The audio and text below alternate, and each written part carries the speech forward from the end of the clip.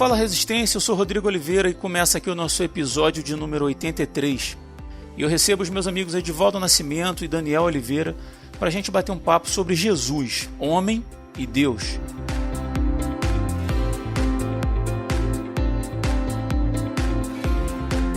O conceito teológico chamado de teantropia, que se refere a Deus feito homem, pode soar desconhecido a muitos.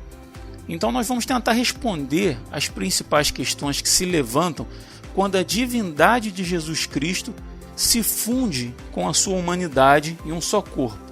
50% homem e 50% Deus, ou plenamente Deus e plenamente homem?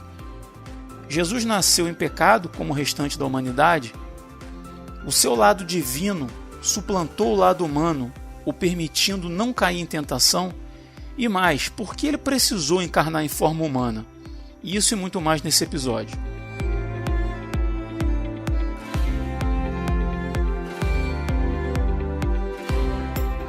E antes da gente começar, eu queria dizer que o tema desse episódio é a sugestão de uma ouvinte nossa, a Elane Cristina dos Santos, lá de São Paulo, capital. E queria aqui deixar o meu agradecimento aqui público, né, a Elane pela sugestão. Vai ser um prazer aí, espero que a gente consiga responder. E se você que está ouvindo a gente aí também tem vontade de trocar alguma ideia com a gente sobre algum tema específico ou trazer uma sugestão, né, para algum outro episódio, você pode entrar em contato com a gente aí, assim como fez a Elane, através da Confraria Resistência Podcast, né, que a gente tem lá no WhatsApp, o link está na descrição desse episódio também, ou pelo nosso e-mail, resistenciapodcast@resistenciapodcast.com. Participe aí com a gente, vai ser um prazer.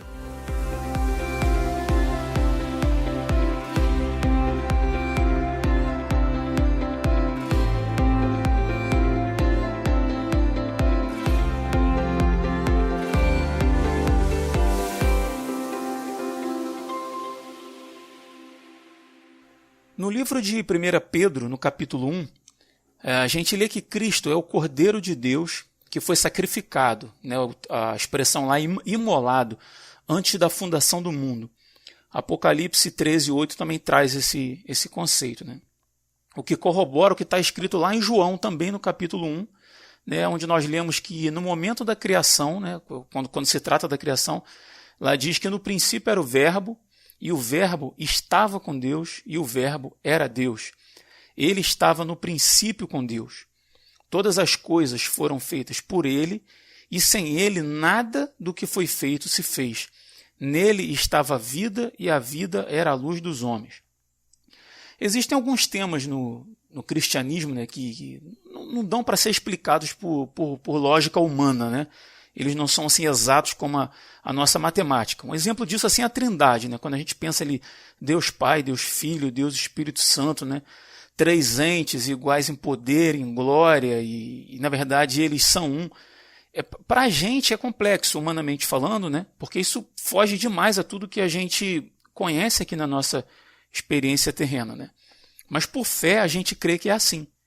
Né? A gente crê em Deus, a gente confia que Deus sabe, a gente entende que a gente não sabe, né? E que Ele direciona a gente, que Ele nos guia. Isso é fé. A gente tem certeza de coisas que a gente não tem como colocar dentro da nossa caixinha humana, né? E eu acredito que esse tema que a gente vai conversar hoje, em alguns aspectos, ele se enquadra também nessa categoria, né? A gente, obviamente, não vai falar de achismos, né? A gente vai procurar na palavra, na Bíblia, né? na teologia, no estudo da teologia, uma forma de tentar responder essas questões que muitas vezes mexem com a cabeça de muitos cristãos. Né? Isso não torna a tarefa mais fácil, né? Ou menos complexa, né, Edivaldo? Com certeza, né? Continua complexa. Então, acho assim, só para a gente dar uma linha para a gente seguir uma linha de pensamento aqui, eu acho que a gente pode pegar como ponto de partida a encarnação desse Deus Filho, Jesus, num corpo humano, corruptível, limitado, né? Um corpo mortal. Por que ele decidiu se manifestar em forma humana, cara? Pode tirar pau ímpar? Palitinho, pode ser? Vamos lá. Primeiramente, a gente tem que entender que toda teologia é uma construção humana, né? Então, a teologia nada mais é do que o discurso sobre Deus. É uma construção que foi feita ao longo de toda a história da salvação, né? Você pega aí, a partir de Gênesis, Apocalipse, toda a história da salvação de Deus à humanidade, a intervenção de Deus nos homens, e a gente constrói essa história. Claro, a Bíblia nos traz os elementos dessa história, e a gente, através do estudo teológico, que nada mais é isso, né? Discurso sobre Deus, né? Teologia, né? Estudos sobre Deus. É interessante que a teologia ela é e não é uma ciência, né? No ponto de vista que ela não é uma ciência porque ela não tem um objeto de estudo para ser dissecado. Como é que você vai dissecar Deus, né? Mas ela é uma ciência porque ela tem uma metodologia científica para ser estudada. E o objeto do nosso estudo é a palavra de Deus, e através da palavra nós temos aí a teologia que durou séculos, né, de história do pensamento cristão. Então, por que, biblicamente, olhando para a palavra de Deus, por que ele decidiu se manifestar em forma humana? Então, quando você olha para a história da salvação, desde Gênesis, a criação, você tem a queda. Toda problemática humana está na queda. Então, você tem a queda humana, a queda a partir dos primeiros representantes da humanidade, Adão e Eva, a partir de então, daquela proibição de Deus ao comer o fruto, né, que não sabemos qual é a fruta, né? Podia ser uma jaca, talvez, né? Uma manga, eu gosto bastante. Eu gosto muito de jaca, né? Talvez eu ficaria tentado como Adão se fosse uma jaca, como no caso a Eva, né? Mas guloso, né? É guloso, né? Eu gosto de jaca, principalmente a mole. Mas, enfim, então, tradicionalmente, aí, pelo imaginário popular, virou a maçã, mas a Bíblia não diz qual é a fruta, mas havia uma determinação, uma ordem de não comer dela. Deus diz que a partir daquele momento haveria a morte, né? A separação do corpo, a morte espiritual, e quem conhece a história bíblica sabe que isso aconteceu, né? Então, Eva come ali, é seduzida pela serpente, e distorce a própria palavra de Deus ali, né? E ela come, ele come depois, eles são expulsos, eles têm um conhecimento do bem e do mal, e a partir daí cria-se um abismo entre Deus e o homem, né? Então, nós temos aí a questão do pecado, que vai afetar não só o homem, mas toda a criação. E aí havia necessidade de se pagar esse preço, né, pelo pecado. Nós temos, então, a lei moral, que é impressa no homem. Nós temos o decálogo, a partir de Moisés, que é o grande legislador de Israel. Deus começa a se revelar a Israel, né? Você vê que no princípio se falava muito Deus de Abraão, Isaac e Jacó, e depois você vai ter uma evolução desse pensamento sobre a divindade, quando na experiência da sarça ardente, Moisés se encontra ali com o sagrado, com Deus, e ali ele vai dizer, mas se perguntarem quem és tu, Senhor, o que eu direi, né? Ele vai dizer, eu sou o Deus de Abraão, Isaac e Jacó, o eu sou te enviou. Diz alguns historiadores que a partir dali Israel de fato se torna monoteísta, porque de alguma forma ele tinha os resquícios ainda do politeísmo que vivia em volta ali, né? Então estabeleceu-se ali o decálogo, os 10 mandamentos, só que nenhum homem na face da terra conseguiu cumprir essa lei completa, né? O próprio Jesus vai dizer que se você erra num ponto da lei, você, né, é réu de tudo, né?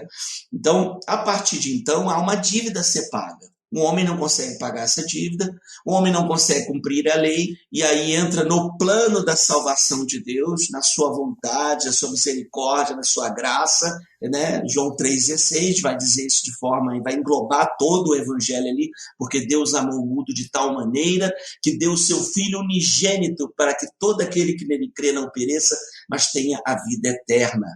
E aí nós temos o prólogo do João, né, que vai resumir um pouco essa questão teológica da encarnação, né, do verbo se fazer carne e habitar entre nós. A necessidade de o próprio Deus encarnar na figura de Jesus Cristo e ali cumprir a lei. Quando você vê as cartas de Paulo, você vai perceber que Paulo tem essa concepção muito clara de que Jesus cumpre a lei. Quando você vê a analogia de Paulo em Romanos capítulo 7, que ele faz com o casamento, ele está explicando exatamente isso, né? E eu gosto muito da explicação do Augusto Nicodemos, que ele usa a expressão, eu não lembro, acho que eu já até falei aqui, né?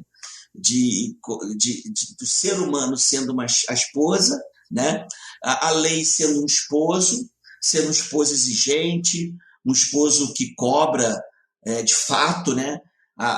Dentro de casa, que a mulher faça todo o trabalho doméstico, que ela faça a comida, né? Quando ele chegar do trabalho, ele quer ver a comida pronta, ela arrumadinha, bonitinha, cheirosinha, e os filhos tudo arrumadinho na mesa, ele quer comer e tal.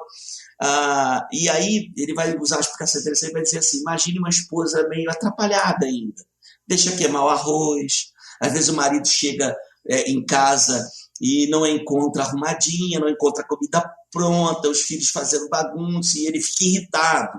E ele é aquele cara assim, bem irritado mesmo, né, com a mulher, e briga com a mulher o tempo todo. E é interessante que aí o que acontece? Ela conhece a Jesus, e ela diz assim: poxa, eu queria ter um marido igual aquele, né? Só que eu estou casado com esse cara aqui, esse traste aqui, né? Se fosse novelas aí, né, novelas globais, outras novelas aí das emissoras, era fácil resolver. Facinho, né? Era só matar ou adulterava, porque ela tem dois problemas: eu não posso ficar com ele que eu adultero, eu não posso matar o meu marido porque eu vou cometer homicídio. Mas se fosse na novela, eu adulterava ou matava o cara, dava o chumbinho terrível ali pro cara. E aí é interessante porque nesse ponto ela está num dilema. Como é que ela vai fazer isso? Porque ela vê Jesus como um marido ideal, embora tão exigente quanto a lei.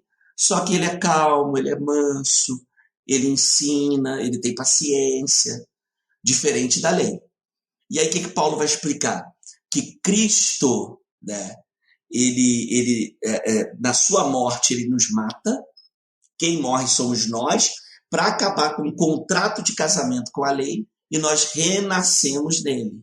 E aí, como acabou o contrato de casamento, nós temos uma união com Cristo. Então, quando Paulo explica isso, ele está querendo dizer que sobre a necessidade também da encarnação. Que Cristo que cumpriu a lei, e quando estamos nele, nós cumprimos a lei em Cristo. E aí houve a necessidade de se pagar o preço, que era o preço de sangue. É só olhar o Antigo Testamento, que prefigura Cristo, né? É sombra do que viria. Você tem os sacrifícios de perdão de pecados, o bode expiatório, o sacerdote levando lá para o pecado de todo o povo diante de Deus através daquele animal, daquele sacrifício, daquele sangue derramado. E Deus envia o seu próprio filho para isso. E aí ele, ao morrer na cruz e ao entregar a sua vida ali, ele paga o preço. Ele diz, né, está consumado, né? E a partir de Cristo nós temos aí uma restauração da nossa comunhão com Deus, né? E aí podemos chamá-lo de Abba, podemos chamá-lo de Pai. De uma forma assim bem simples, a gente pode responder essa pergunta, que a pergunta é: por que ele decidiu, né, se manifestar em forma humana, né? Você explicou muito bem, mas a gente poderia resumir com porque ele quis, porque ele pode, porque a regra do jogo é dele. Exatamente. A gente tem tendência a ficar procurando nas nossas lógicas humanas responder essas questões, né? Mas não era muito mais fácil se ele ficasse lá de cima e simplesmente dissesse, como ele disse, haja luz, e aí, né? A lógica humana fica procurando essas respostas, né? Mas a gente olha para Deus, né, cara, como quem crê que ele sabe e a gente não sabe, que a vontade dele é boa, é agradável, é perfeita, e a gente confia. Né? Por mais que seja, que não caiba na nossa ótica, né, humana, mas muito boa, cara, muito boa resposta. Mas assim, só para complementar aí rapidamente, porque Deus não é um ser egoísta. Isso reflete na própria Trindade, na relação trinitária, e ele dentro de si mesmo ele cria todas as coisas, né? E cria o ser humano. E eu sou adepto de uma teologia que crê na ideia do sofrimento divino. Então eu creio no sentido de que Deus sofre em Cristo as dores de levar os pecados, e também se identifica com o sofrimento humano através de Jesus. Então, o mistério da encarnação também se dá pela questão de identificação, né? Deus só poderia, de fato, voltando ao início, né? Isso é tudo uma elaboração teológica para trazer uma explicação lógica e empática de Deus, porque existe a ideia do Deus apático, do Deus que não se identifica. Mas quando você olha a história de salvação, você vê que Deus sofre com o povo de Israel. Deus traz assim cajadadas assim, pesadas através dos profetas, e ele manifesta ali o seu caráter de estar triste com o povo, de sofrer, de ir no cativeiro com eles, né? De estar juntamente com eles.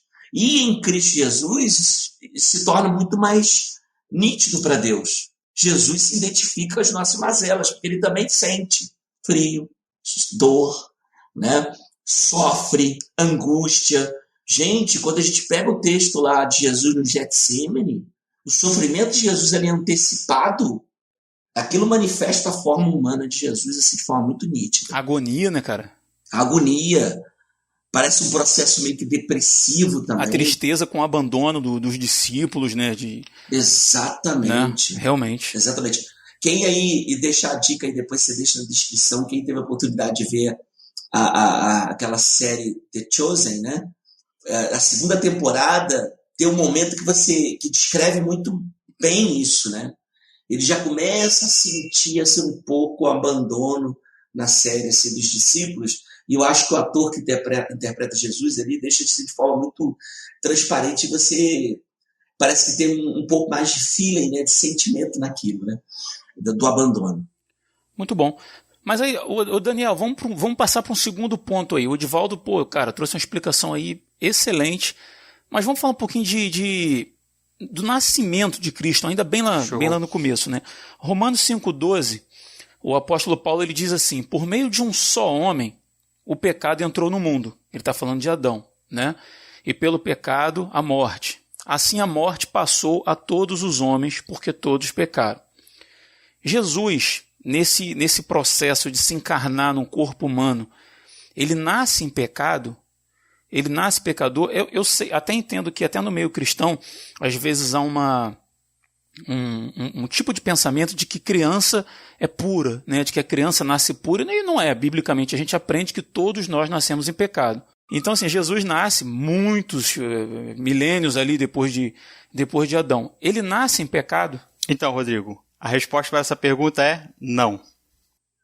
Acabou. Edivaldo, agora... Tá resolvido. Foi curto e grosso direto. Não. Então, existe um consenso geral em relação ao que é ser humano, e esse consenso geral que a gente tem é um consenso equivocado. Normalmente as pessoas dizem aquela frase: errar é humano. Por causa que todos nós compartilhamos do pecado, a gente acha que a natureza pecaminosa é um atributo da natureza humana, sendo que, biblicamente, o pecado na natureza humana, a corrupção no ser humano, é anormal. Quando Deus criou Adão e Eva e quando ele os fez homens, eles foram criados sem pecado. Ali sim, naquele estado ali antes da queda, né? Antes da queda original, do pecado original, né? Vamos dizer assim. Isso, antes da queda e do pecado original, eles eram humanos. Eles eram considerados homens. Então, aos olhos de Deus, o que define um ser humano é aquilo que ele criou. Façamos o homem à minha imagem e à nossa semelhança. E assim Adão e Eva foram criados. Só que, como o Edivaldo estava explicando aí, Adão falhou em ser a expressão do ser de Deus. Adão falhou em ser o regente que Deus determinou que ele deveria ser ao mundo. Adão buscou ser Deus. Adão buscou usurpar o lugar de Deus, né? Porque foi por isso que ele caiu. Ele não cobiçou a fruta por causa só do sabor dela ou por causa do formato dela, mas foi por causa daquilo que o diabo incitou nele. Se você comer isso aí, você vai virar Deus. Exatamente, né? Então ele quis deixar de ser criatura e virar criador. Só que quando ele tentou virar criador, ele caiu. Porque ele foi criado debaixo da lei da obediência, né? Ele veio à existência porque Deus predestinou ele do modo que ele deveria existir, como servo. cheio de atributos de Deus, cheio dos valores de Deus, dos sentimentos de Deus, né? Deveria andar nesse mundo expressando a glória de Deus, mas ainda assim nessa expressão, né? Sendo uma expressão de quem deu, do ser de Deus, ele ainda era uma criatura submissa. Ele peca, o pecado entra no mundo, como o Rodrigo leu aí em Romanos 5. Só que, para a humanidade ser redimida, como o Edivaldo falou, alguém tem que vir no lugar de Adão e fazer o que Adão não fez. Tem que obedecer a Deus, se submeter a Deus, expressar, né, o caráter, os valores e o ser de Deus no mundo. E Jesus encarna para justamente ser isso. Só que quando Jesus encarna, ele vai encarnar mediante a regra que Deus determinou que o homem seria. Puro, sem pecado e submisso a Deus. Então, Cristo, quando ele encarna nas mesmas condições em que Adão e Eva foram criados. Logo, Cristo não tinha pecado. Só que o mundo em que Cristo encarnou era muito diferente do mundo em que Adão e Eva viviam, né? Adão e Eva pecaram contra Deus no paraíso. Interessante. Com a proteção de Deus, com o mundo em perfeita ordem, em perfeita harmonia, debaixo de um equilíbrio, né? Até o pecado só entrou quando Adão e Eva decidiram romper com Deus e comer do fruto, mas até então não existia caos. Jesus não. Jesus ele entra num mundo sem pecado, mas ele encarna num mundo onde a corrupção do pecado já existe, o ser humano já é caído, é maldoso por natureza, onde existe maldade, onde existe desobediência a Deus para todos os lados, onde existe desigualdade, pobreza, maldade, guerra. Jesus encarna nesse mundo. E Adão não. Adão era perfeito, correto, sem pecado, mas vivia num mundo que não apresentava para ele desafios. Essa é a grande diferença entre Adão e Cristo, que embora o Cristo tenha encarnado e tenha se tornado realmente um homem sem pecado, o mundo que ele vai encarar, o mundo em que ele vai viver, já é um mundo totalmente transtornado, totalmente modificado. Eu acho que também cabe a gente trazer também a questão do nascimento virginal de Maria também, né? Assim, mais por uma questão biológica, né? De que não há uma... Claro, ele vem de uma linhagem, vem de uma família, ele é gerado em Maria, mas até para se quebrar esse ciclo, né, da reprodução humana, ele é enxertado ali em Maria, né? Como a gente aprende nos evangelhos, né? Como uma forma de uma intervenção direta de Deus, né, talvez para se quebrar esse ciclo, né, de nascimento pecaminoso também, né? O que a Bíblia vai dizer é que Cristo, tanto Cristo como Adão, de acordo com o texto que você leu de Romanos 5, na teologia a gente chama de que eles são os cabeças federativas, né, dos homens no mundo. Adão, quando ele pecou, a gente não estava lá no paraíso. A gente não comeu o fruto do conhecimento do bem e do mal, mas a decisão de Adão afetou todo mundo. É o que a gente vive aqui no Brasil. Né? Existe um presidente, existe um ministro da economia, existe um ministro da saúde, o que for. Não é a gente que toma as decisões, não somos nós que assinamos lá o documento, não somos nós que tomamos as decisões, mas as decisões que os homens de Brasília tomam afetam todos os brasileiros. Então, Adão ele era esse cabeça essa cabeça federativa de toda a humanidade. Quando ele decidiu pecar, a humanidade toda pecou nele. E Cristo ele tem que consertar essa atitude. O nascimento virginal de Jesus, Mateus ele vai salientar que isso é um cumprimento profético, para que as pessoas soubessem que quem estava nascendo de Maria não era qualquer pessoa, e que era o Messias prometido, que era aquele que Deus disse para Eva e para Adão, ó, do fruto do ventre da mulher nascerá aquele que esmagará a cabeça da serpente. O ponto de Jesus ter nascido de Maria de modo virginal era para ligar a essa profecia, e não para garantir que Jesus nasceria sem pecado, pelo fato dele não ter sido concebido da forma original. Porque na teologia a gente entende que Deus imputa os pecados aos homens por causa da cabeça federativa. E Deus vai imputar aos que creem as obras de Cristo, a justiça de Cristo e a sua morte na cruz, àqueles que creem, porque Jesus não gerou a gente. O fato de Maria ter sido virgem não garantiria o não nascimento puro de Jesus, mas porque Deus determinou que Cristo seria imune ao pecado, é que ele veio ao mundo sem pecado. esse pecado não passa por uma questão biológica, ele passa por uma questão de imputação de responsabilidade de Deus, né? Isso. Ao homem. Ao homem. É uma questão espiritual. Adão fez uma escolha e Deus imputou isso a toda a humanidade. Só que em Cristo, né, Cristo fez uma outra escolha, tomou uma outra atitude, e essa atitude de Cristo é imputada em nós espiritualmente e nos justifica através da sua vida e através da sua morte.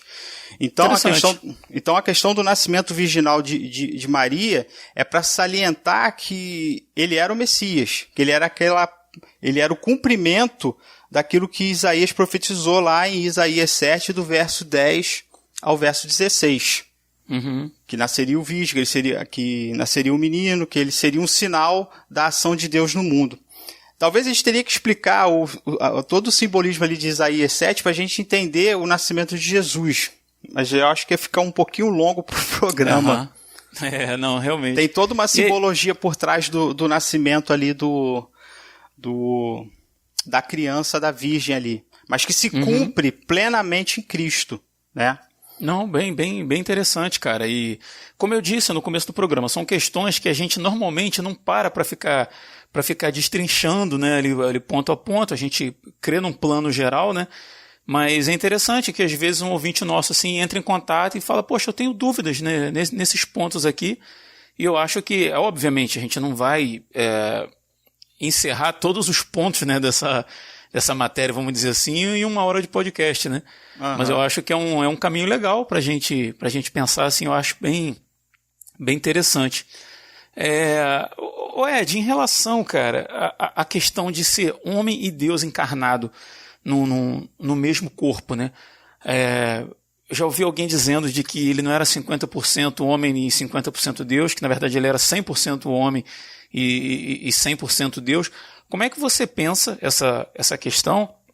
E uma dúvida que me veio enquanto eu estava escrevendo essa pauta, que eu realmente não fui pesquisar a respeito.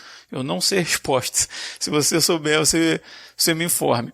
Na concepção da teologia reformada, desde que era criança, Jesus tinha consciência de quem ele era, plena, ou isso se dá em algum momento específico? Como é que você pensa isso? Vamos lá. Essa é uma discussão antiga, né? Te peguei porque você não estava na pauta, não, hein? Eu tô ligado. Mas aqui, isso é uma discussão antiga, né? Essa discussão com relação a Jesus, né? Sobre as suas duas naturezas e sobre a união hipostática, né? Como essas duas naturezas se comunicam. Isso já começa lá no final do século IV. Nós temos essas duas preposições. Jesus é totalmente humano e Jesus é totalmente divino.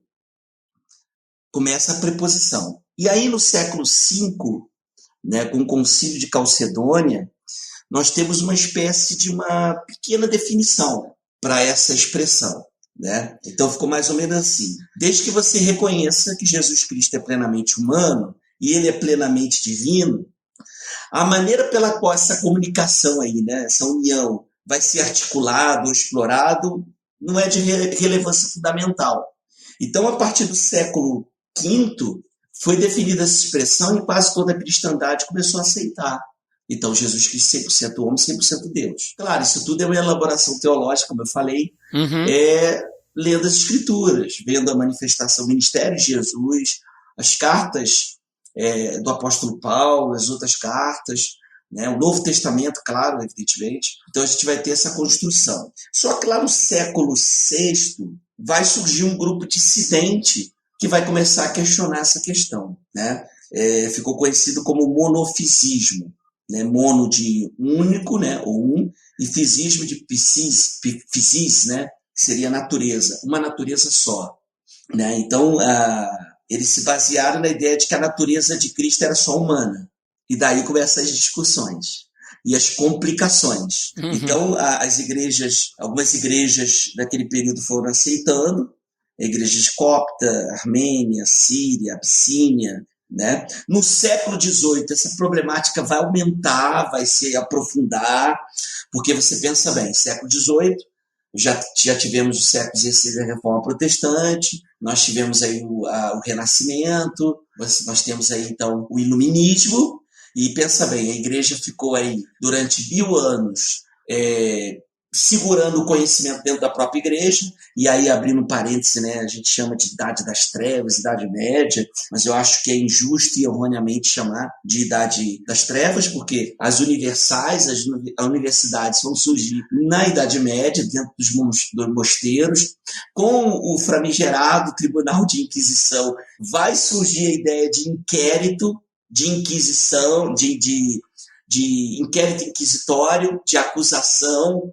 Então você não tinha processo penal naquela época, né? Uhum. Então vai surgir aí um inquérito policial na Idade Média. Ah, é, cara? Não sabia.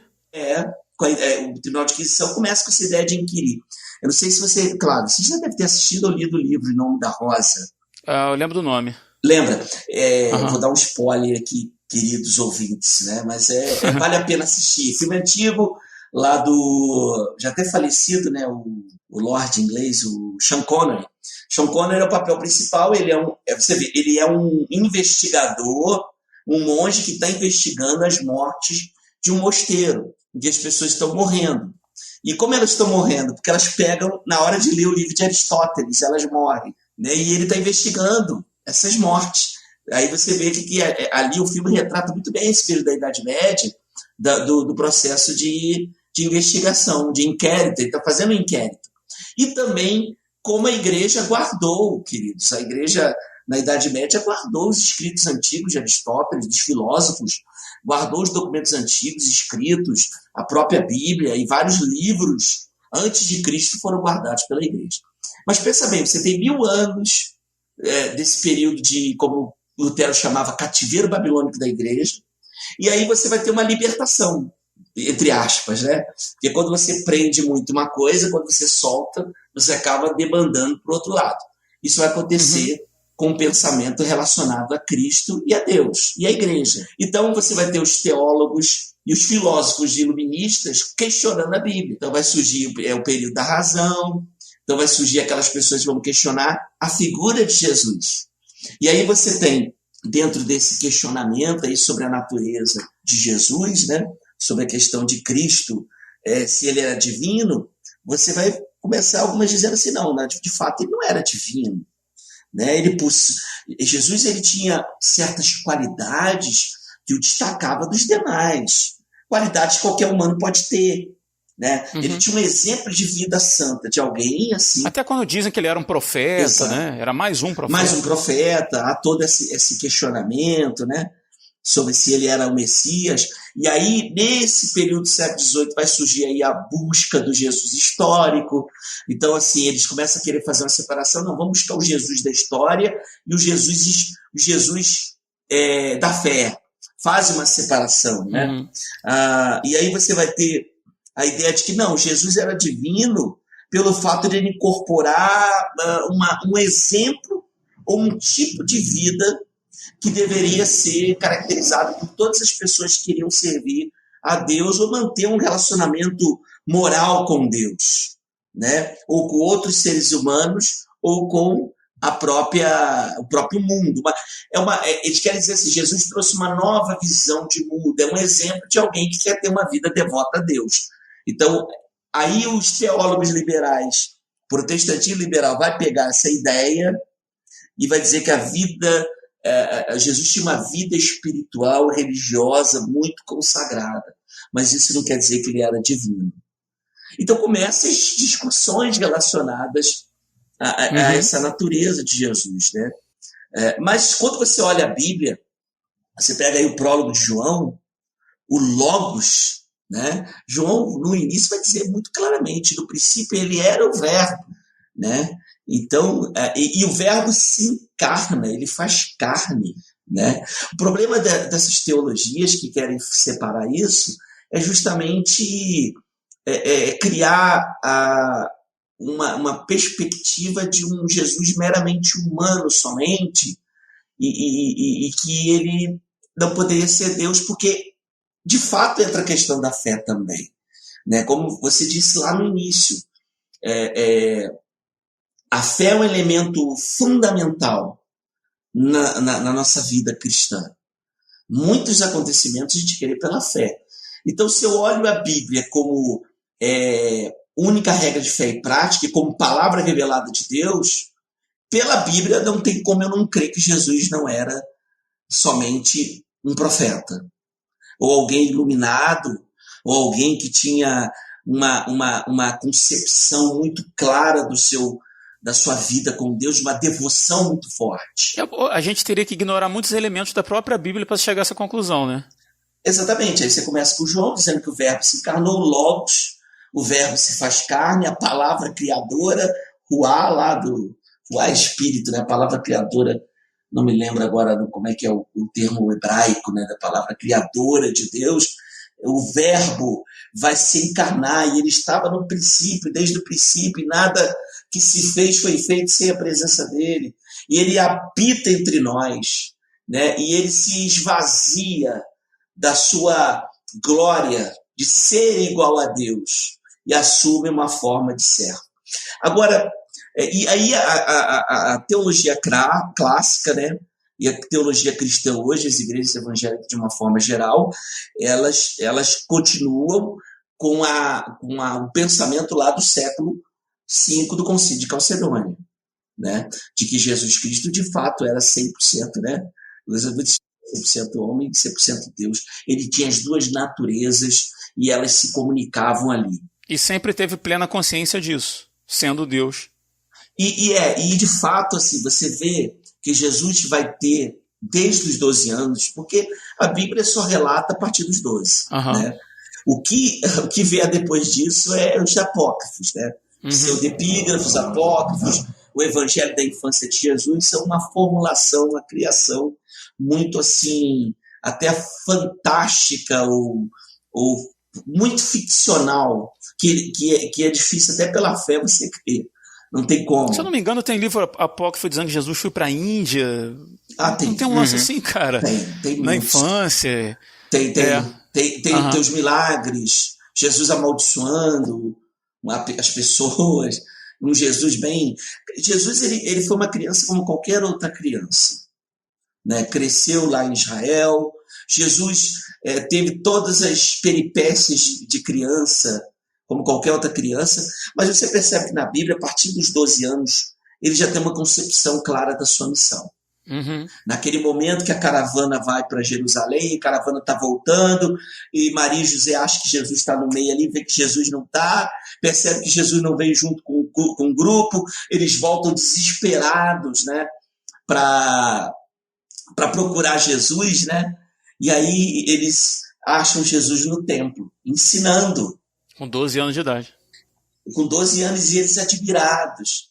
E aí tem a célebre frase de Jesus, né? Mamãe, você não importa que eu devo estar na casa do meu pai? Porque Maria também sabia da sua missão, né? A gente tem que entender também a figura de Maria como uma mulher que sofreu por um filho. Ela não era um poste sem sentimento, ela sofreu, era filho nela, na concepção dela, era filho dela, de fato, mas ela sabia da sua missão, de quem era Jesus. Por isso Jesus dá essa resposta. E assim, aí voltando à série lá do The Chosen, quando chega a essa fase, tem uma mostra, porque a série é baseada no Evangelho de João. É muito bonito, cara, porque mostra assim uma ternura de Jesus falando com a mãe, né? Não é, às vezes tem uma visão assim muito mal criada de Jesus falando, até quando ele fala assim, ríspida, né? Ríspida, porque a gente não consegue aprofundar, talvez, a nossa leitura.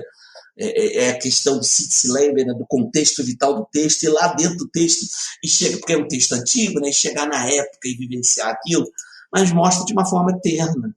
Mães, você não sabe o que importa eu estar na casa do meu pai? Ali Jesus reconhecia a sua missão, de quem era o pai.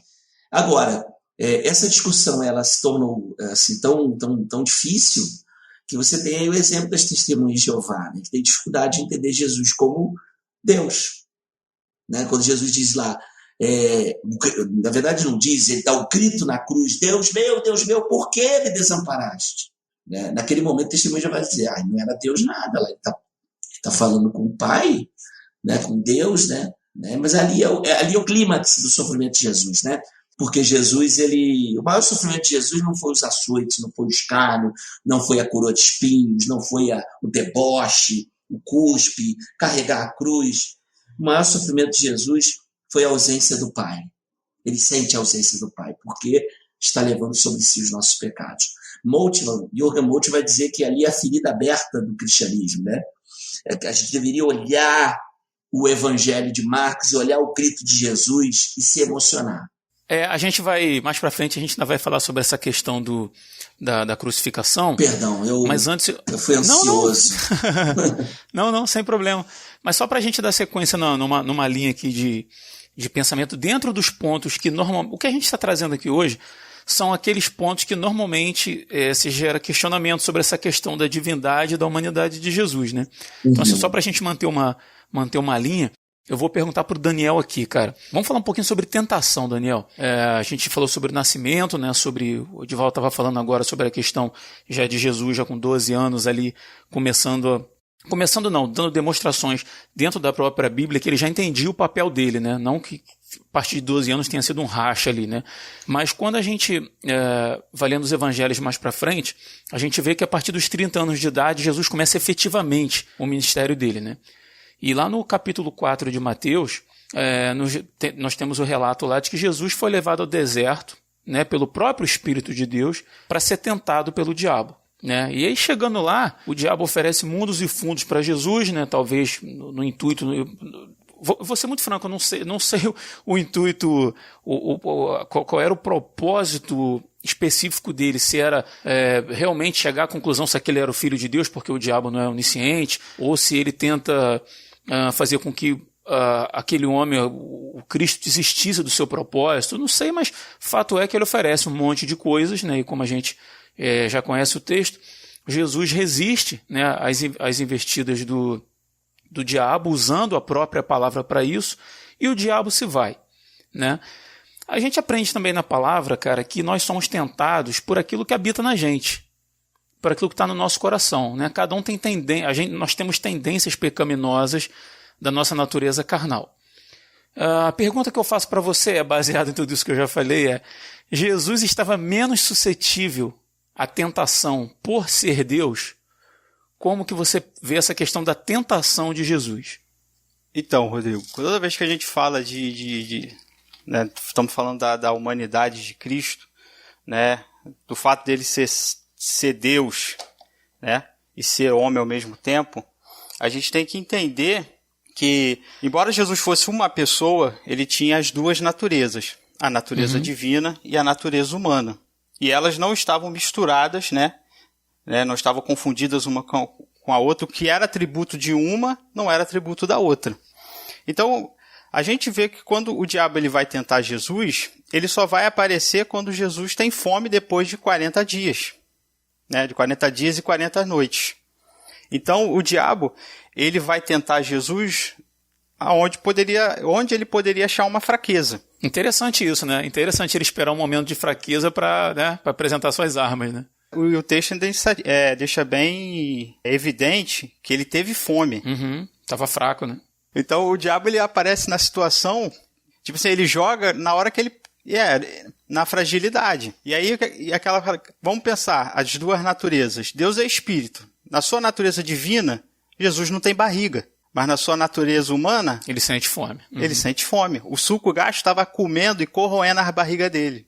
A gente, quando... O Edivaldo falou um negócio que é interessante. Quando a gente estuda a pessoa de Jesus, a gente tem dificuldade de criar essa imagem ou de ligar essas situações de Jesus conosco. Né? A gente tem quase aquela visão, quando a gente pensa em Jesus, a gente quase pensa naquela visão budista, né? Quando fala do menino Jesus, as pessoas pensam naquele Buda saindo da flor de lótus com o dedo saindo luz. E não era isso. Eu sou pai, né? Eu sou pai recente, dos 3 que estão gravando aqui hoje, eu sou o pai mais recente. Tipo, Jesus foi uma criança como qualquer outra. Você já trocou a fralda do teu filho? É cheiroso? É bonitinho que você vê lá? Não. Mas Jesus foi esse tipo de criança, que também produziu o tipo de coisa que a gente encontra numa fralda de criança. Mas a gente esquece de pensar nisso. Parece que ele é um personagem lá do filme O Rápido do Menino Dourado, lá do Ed Murphy, né? Aquele menino que não tem boca, não fala, que não... Não, e assim, só contribuindo aí, o filme do Mel Gibson, ele vai trazer essa concepção que a gente se escandalizou quando viu. Eu estava lendo domingo o texto lá, quando diz que você vê que os fariseus, ele leva o pior grupo ali, o grupo de fariseus que vai prender Jesus naquele momento da prisão, leva um grupo de gente com porrete na mão, com um monte de coisa, os caras que não valiam nada da cidade, para pegar Jesus. E no texto vai dizer que ele foi murrado, né? Tomou murro, né? Tomou murro, tomou soco. E a gente, quando vê os filmes sobre Cristo, a gente vê assim, muito fraco nesse ponto. Mas quando o Mel Gibson lançou o filme A Paixão de Cristo, que até para o ator foi uma dificuldade, depois ele teve muita dificuldade de encontrar papel, e Mel Gibson avisou o ator e ele disse, não, eu quero fazer. Essa cena, cara, é uma das mais chocantes quando você assiste assim, porque ele toma logo um murro no rosto, com o rosto inchado, né, que mostra essa perspectiva dele humana, né, do sofrimento. Né? Então, quando a gente fala da tentação, a pergunta é se a tentação de Cristo foi real ou não. Que o que acontece? As pessoas elas questionam muito, né, que defendem ardorosamente que Jesus não tinha a menor possibilidade de pecar, porque, por conseguinte, sua tentação não podia ser real.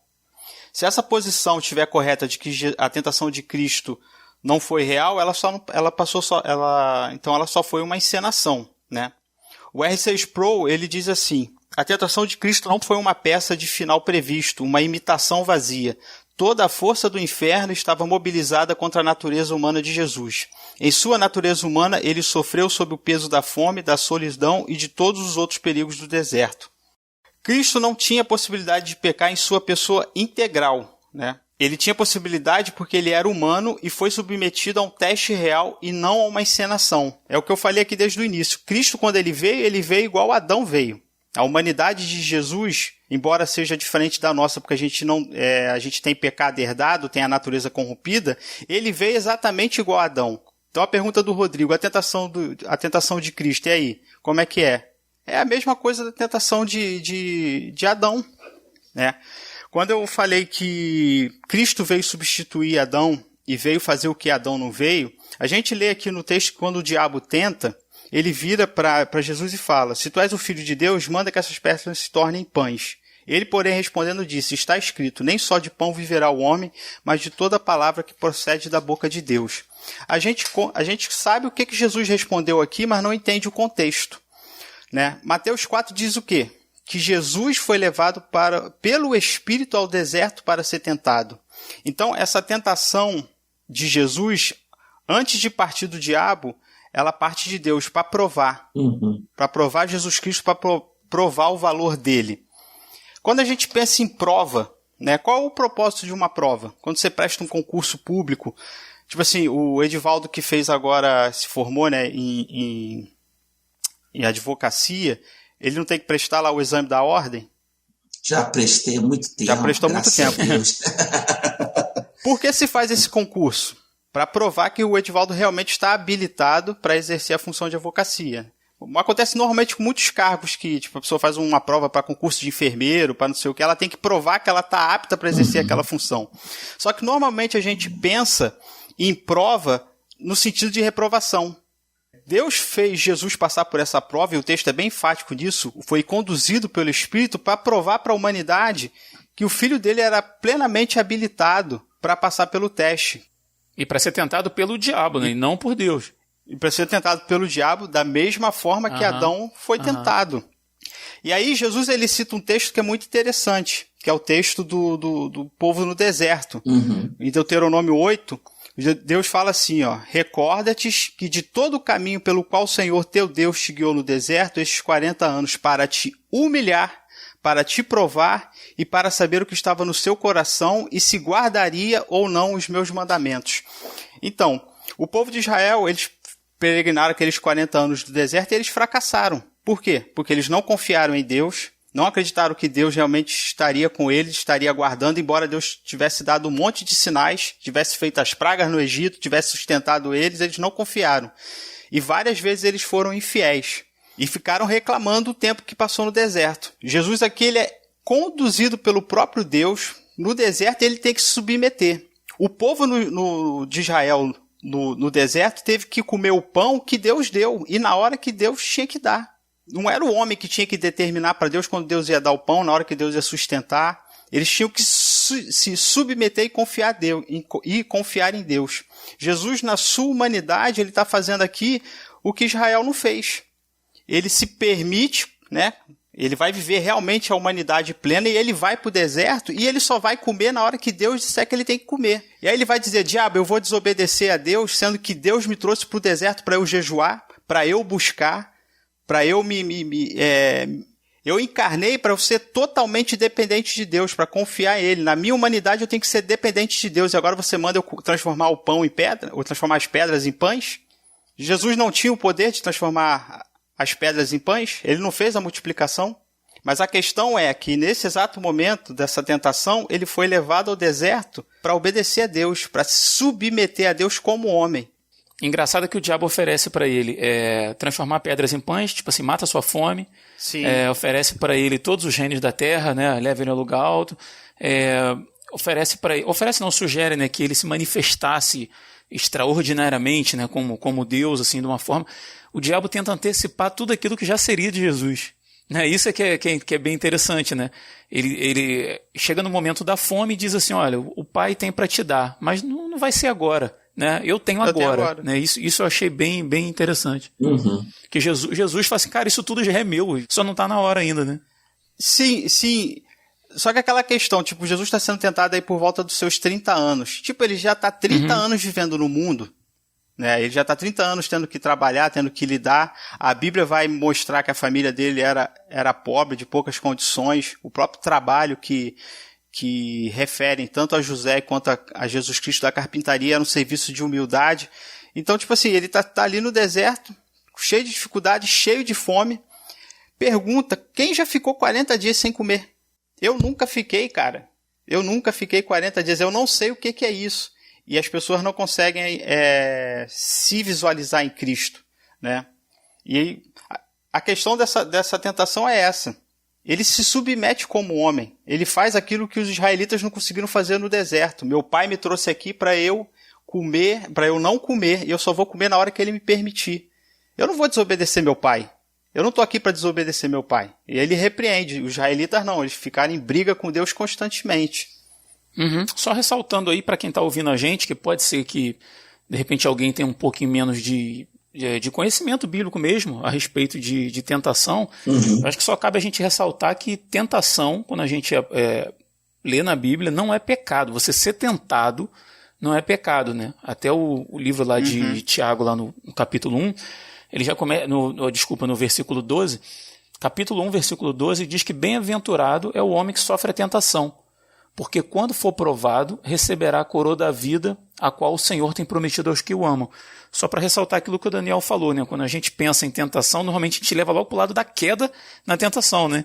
E na verdade não, há uma bem-aventurança, né? Há uma felicidade por aquele homem que sofre a tentação porque ele tem a oportunidade, né, de fazer, naquele momento em que ele é colocado diante de dois caminhos, ele tem sempre a oportunidade de fazer a vontade de Deus e abrir mão do que talvez seja a sua vontade imediata naquele momento, né? Então, assim, só para a gente ressaltar que não há pecado nisso aí, né? Em passar pela tentação como Jesus passou, né? E ele passa para... Perdão. Pode falar, Edvaldo, pode falar. Não, eu ia citar lá Hebreus 4,15, né? Que fala que em tudo ele foi tentado, né? Porque não temos um sumo sacerdote que não possa compadecer-se das nossas fraquezas. Porém, um que, como nós, em tudo foi tentado, mas sem pecado. O teólogo Bercover, ele fala uma coisa interessante sobre Cristo. Como eu falei que, às vezes, a gente olha para as tentações, né, já esperando a reprovação e não que a prova prove a qualidade daquele que está passando por ela. O Bercover, ele fala sobre Cristo, sobre a tentação de Cristo, e o que ele diz é muito interessante. Ele fala, não podia ser de outro modo, não havia outro caminho para evitar a paixão. Mistério de santidade e misericórdia. Cristo não podia cair na tentação, nem de fato caiu, não por ter-lhe faltado liberdade, mas precisamente por causa da sua liberdade, que era uma liberdade para as coisas de Deus, para os planos divinos de salvação e libertação dos homens. Então, quando a gente às vezes olha para Cristo ali na tentação do deserto, a gente acha que Cristo venceu porque ele estava usando seu status divino, para ele foi mais fácil? Não foi, não. Virou a chave, né? O lado divino assumiu, né? A tentação para ele foi tão real quanto foi a tentação de Adão. Só que a gente olha para Adão e se se sente igual a Adão, e a gente olha para Cristo e não acha que a humanidade de Cristo foi real. Só que Cristo, ele venceu por causa da disposição dele. Ele realmente queria servir a Deus. Aí quando eu falo da sua disposição, no que diz respeito à sua natureza humana. Ele realmente se dispôs a ser aquilo que todos nós falhamos em ser. E ele realmente amava a Deus e se submetia a Deus e confiava em Deus. E é por isso que ele vence o diabo nessa tentação. Porque ele se submete a Deus. Tudo que o diabo está propondo ali, ele está desafiando, ele está instigando Cristo a desafiar a Deus. E Cristo não encarnou para desafiar a Deus, mas encarnou para ser servo, para ser submisso, no nosso lugar. Muito bom, cara. Ed, no livro de Filipenses, lá a partir do versículo 4, eu vou ler um trechinho aqui, tá? Tá escrito assim, olha, cada um cuide não somente dos seus interesses, mas também dos interesses dos outros. Seja a atitude de vocês a mesma de Cristo Jesus, que, embora sendo Deus, não considerou que o ser igual a Deus era algo a que devia apegar-se, mas esvaziou-se a si mesmo, vindo a ser servo, como o Daniel falou agora aí, tornando-se semelhante aos homens.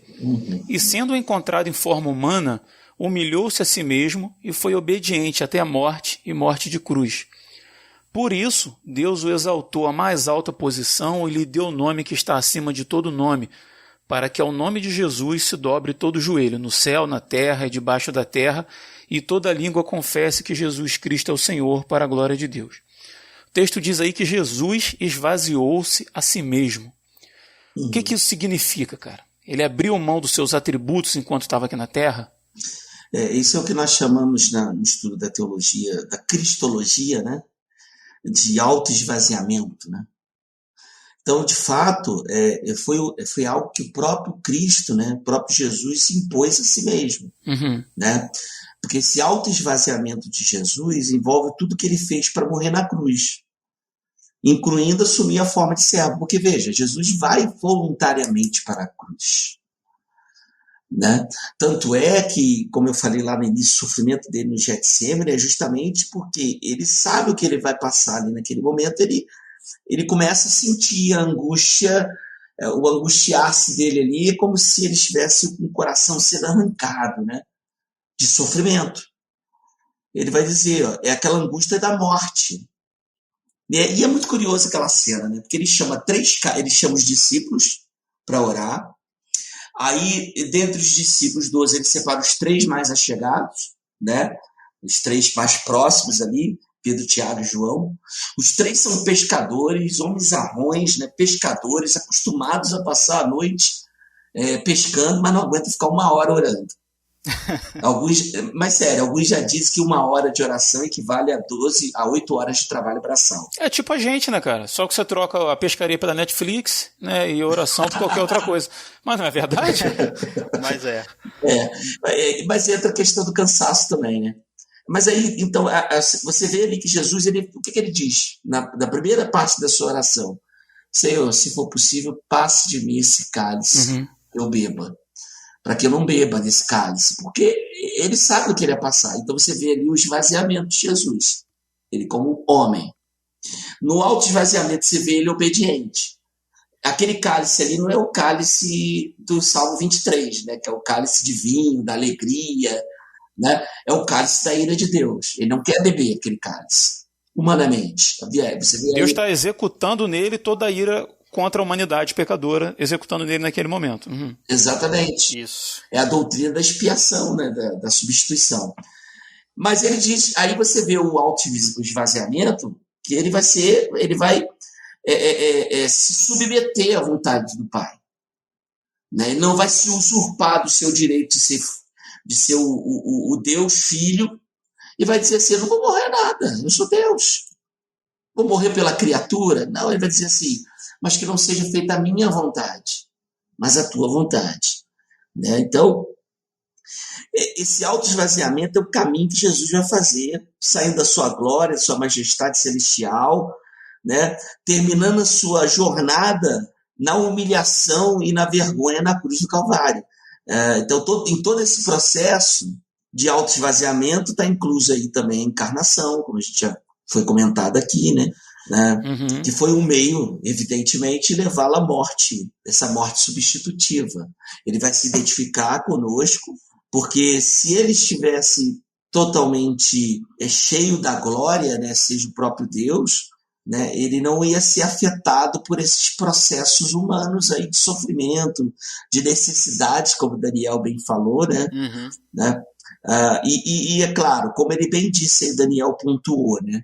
Uma natureza não interfere a outra. Então, esse processo, embora ele se esvazie assumindo essa forma de submissão, do próprio sofrimento em si, da encarnação, isso não afeta a sua divindade, nem o uso dos seus atributos, né? Até porque, sem querer te cortar, uma leitura superficial pode fazer parecer isso, né? Esvaziou-se a si mesmo, então deixou de ser Deus para ser só homem. Mas mesmo antes da crucificação, antes da ressurreição e tal, a gente vê Jesus fazendo um monte de milagres, cara, né? Que atestavam a divindade dele. Então, se a gente for usar a própria Bíblia, não cabe esse tipo de pensamento, né?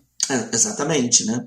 Então você vê ali que esse esvaziar é abrir mão de manter sua condição condizente com a divindade, né? Ou seja, viver na glória. Ele abre mão de viver na glória celestial, de estar lá com o Pai, naquele relacionamento maravilhoso, daquele relacionamento trinitário, né? Entre o Pai e o Espírito Santo, e ele assume a humanidade, vai sofrer as nossas mazelas. Por isso que eu digo que ele se identificou com os nossos sofrimentos, né?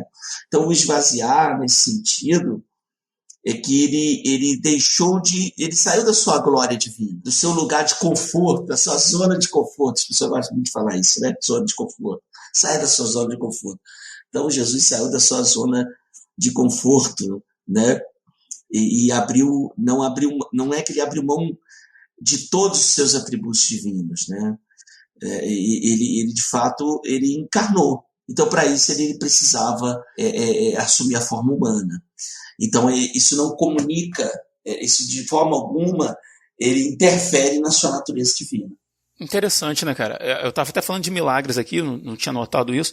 Enquanto você falava, eu estava pensando de outras situações aqui. Não só fazer milagres, curar cego, aleijado e tal, mas em outras situações, Jesus, o texto diz que Jesus conhecia até o que se passava no coração daqueles que estavam observando os milagres que ele fazia. Você vê isso direto. Exato, respondia aquilo que estava no coração das pessoas. Por que vocês estão pensando isso? Por que vocês estão pensando isso a meu respeito? Não tenho eu poder para fazer isso, ou poder para fazer aquilo, não tenho poder eu para perdoar pecados, né?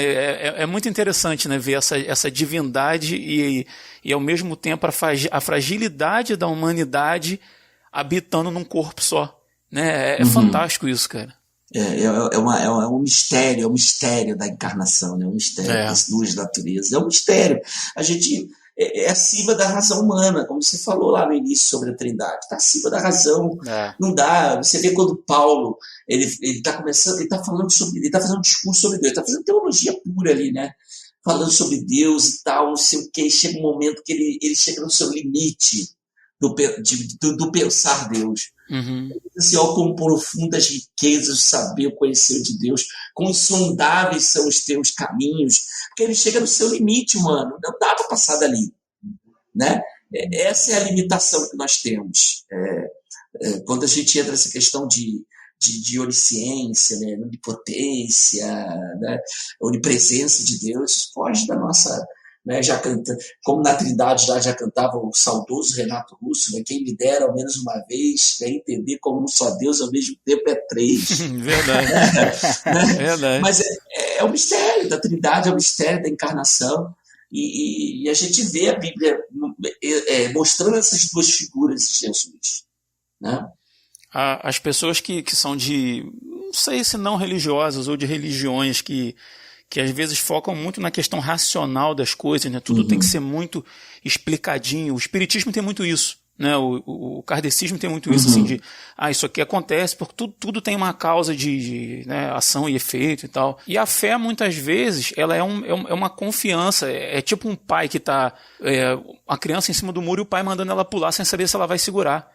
Sem saber se o pai vai segurar ela, na verdade. Muitas vezes cara.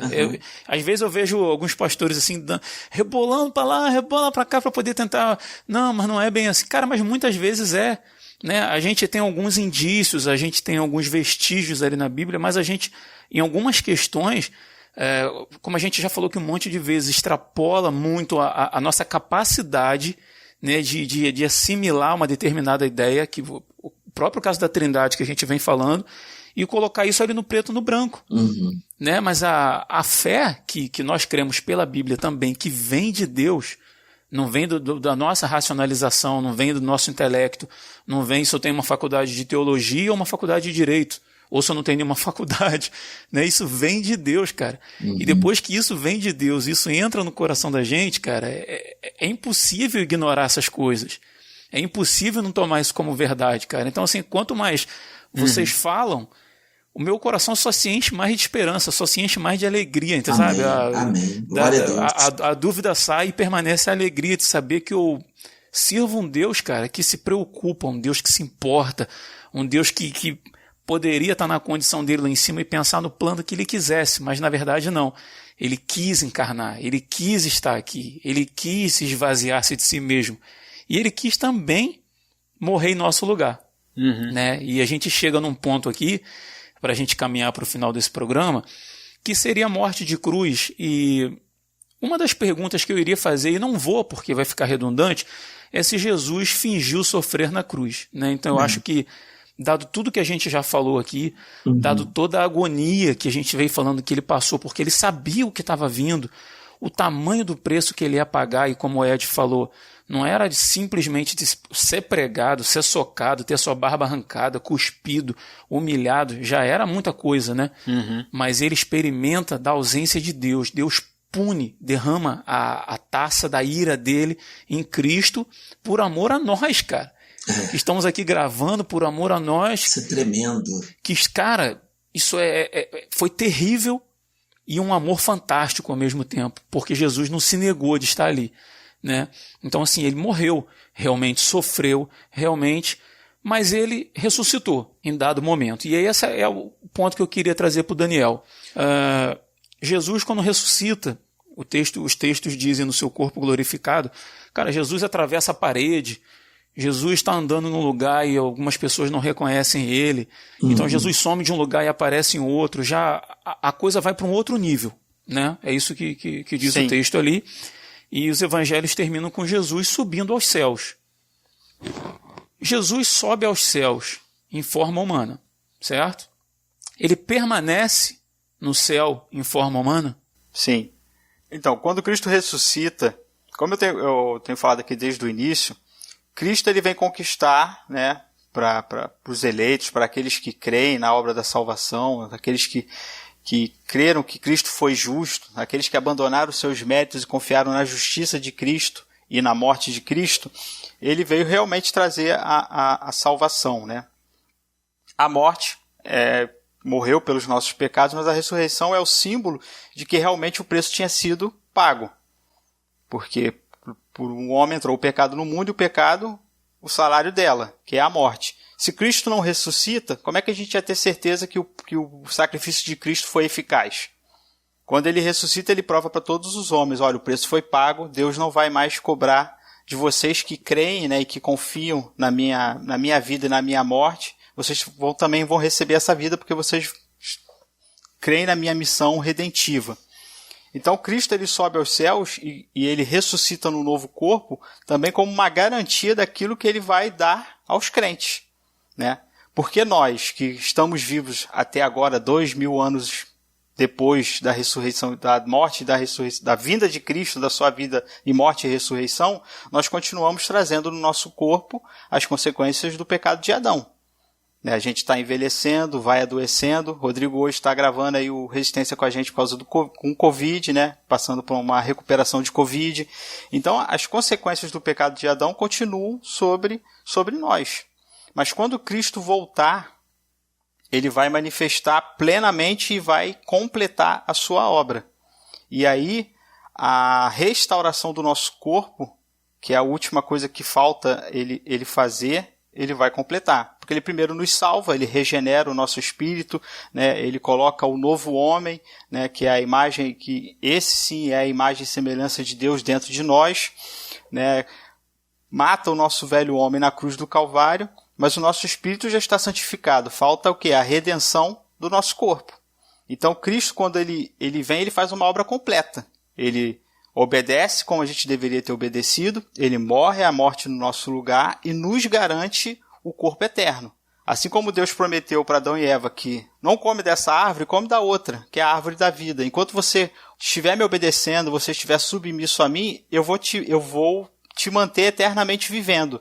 Adão não quis, mas Cristo veio para nos garantir isso. E ele agora nos dá acesso à vida eterna e vai liberar o nosso corpo da morte. Então, o fato de Cristo estar agora sentado à destra de Deus é a prova de que realmente ele venceu o pecado, venceu a morte e vai nos garantir a vida eterna. Né? E a Bíblia, né, o apóstolo Paulo vai dizer que à destra de Deus ele intercede por nós.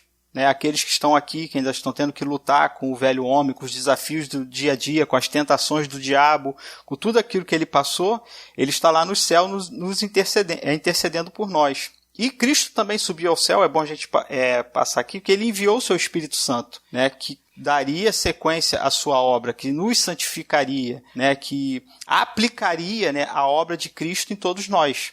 Né, Cristo vem e efetivamente, humanamente, ele faz aquilo, mas o Espírito Santo é que aplica a obra de Cristo em nós, a regeneração, a justificação, a santificação, é tudo obra do Espírito Santo no mérito daquilo que Cristo fez. Então, Cristo está nos céus, está reinando, está dando tempo da humanidade se arrepender e de voltar para Ele, comissionou a sua igreja a pregar o Evangelho, derramou o seu Espírito sobre a igreja, e o seu Espírito está pregando a vida e a morte e a ressurreição de Cristo. E todos aqueles que creem aguardam o seu retorno para consumar a sua obra, para que possamos viver a plenitude do seu reinado.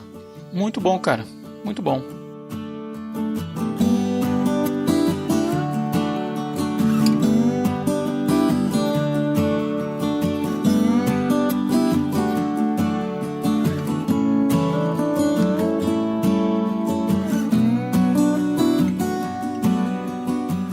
Então vamos caminhar aí para as considerações finais. Eu queria deixar o espaço aberto para vocês aí, que se quiserem deixar alguma mensagem mais pessoal aí pro nosso ouvinte, cara. De repente falar aí qual o resumo de vocês aí, né? O que habita no coração de vocês nesse momento aí.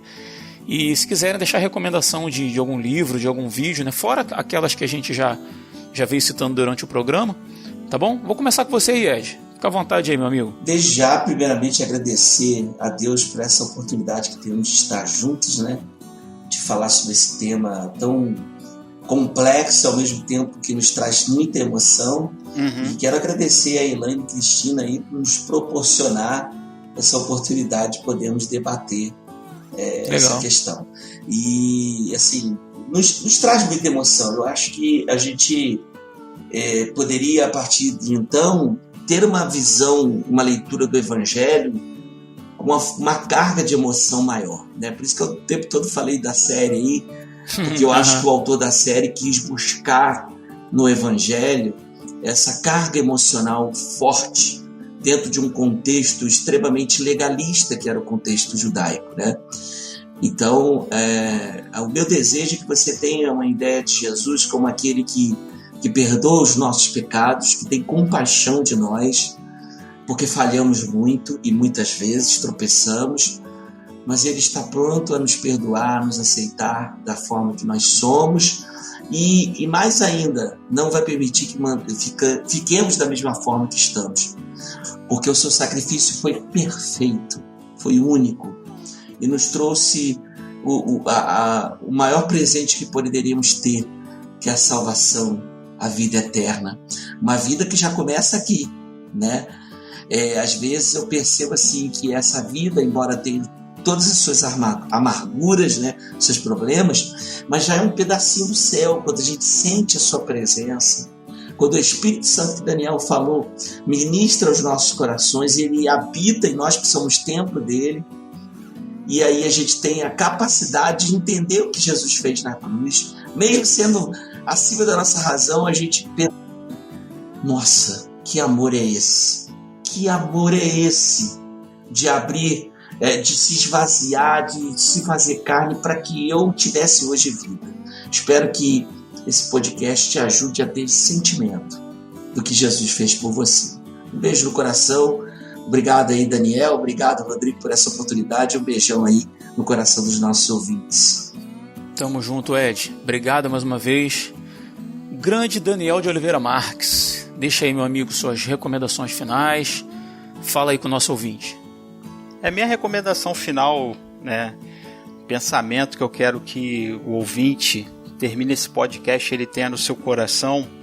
Às vezes, quando a gente olha para a pessoa de Cristo, para a perfeição de Cristo, para as tentações de Cristo, como a gente comentou aqui no programa, a gente tem a tendência de achar, tipo assim, com Jesus foi mais fácil, eu nunca vou conseguir vencer o pecado porque eu nasci em pecado, e para Jesus foi mais fácil porque ele nasceu sem pecado. E a gente fica com essas coisas na cabeça. Como é que eu vou viver no mundo? Como é que eu vou viver o Evangelho? Como é que eu vou vencer o mundo como Cristo venceu se eu não tenho a natureza dele, se eu não tenho a perfeição dele, se eu não tenho a santidade dele? E o que eu quero dizer para você, meu irmão ouvinte do podcast, amigo de caminhada, servo de Deus como todos nós, que a gente não nasceu para vencer o mundo. Ele nasceu para vencer o mundo. Perfeito. Porque às vezes a gente fica olhando para Cristo e a gente acha que a gente tem que alcançar aquilo. Eu tenho que fazer igual ele fez, eu tenho que... Claro que a Bíblia recomenda, mas sem ele, nada nós podemos fazer. E ele nasceu justamente para isso, para fazer aquilo que eu e nem você podemos fazer. Amém. Nós somos salvos pela graça. Eu não sou salvo porque eu sou obediente, eu não sou salvo porque eu gravo podcast ou porque eu falo de Jesus, eu sou salvo pela perfeita obediência de Cristo. Eu sou salvo pela morte de Cristo, porque o sangue dele tem valor. O meu sangue não vale porcaria nenhuma. Só vale para doação de sangue e olhe lá. Olha lá. Se não tiver cheio de coisas, né, meio açúcar. Tem que ser refinado, cheio de problemas. Tem que ser refinado. Ainda tem que ser refinado lá no laboratório. Então, às vezes a gente olha para Cristo e a gente fica assim, nessa competição. O que eu faço para ser salvo? A questão não é essa, é o que Deus fez para que eu pudesse ser salvo. Ele enviou o seu Filho. Já viu quando fazer uma comparação bem rasa aqui, tá? Baixa pra caramba. Quando o Cristiano Ronaldo ele vai lá e faz o gol, e aí ele comemora daquele jeito, apontando pro chão, eu tô aqui, dizendo assim, eu tô aqui para resolver. No futebol ele pode fazer isso, mas no que diz respeito à salvação, Cristo teve que descer do céu e dizer, eu tô aqui para resolver a situação. E é essa confiança que a gente tem que ter. Eu não tenho que confiar em mim, eu tenho que confiar nele. Amém.